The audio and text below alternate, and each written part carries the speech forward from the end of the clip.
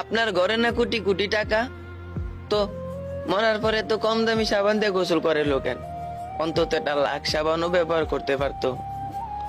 আপনি বাড়িতে না কত কোটি কোটি টাকা দামের কোট, অথচ মরার পরে পেঁচাইলো সাদা কাপড়ে।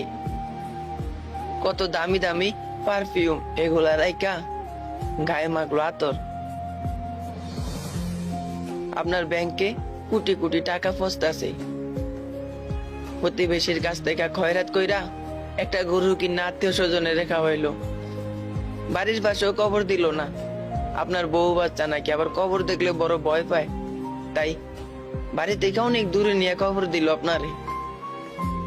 আর আপনার অহংকার দেখলে মনে হয় আপনি দুনিয়ার মালিক।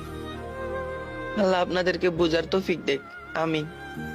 সবাই ভালো থাকবেন।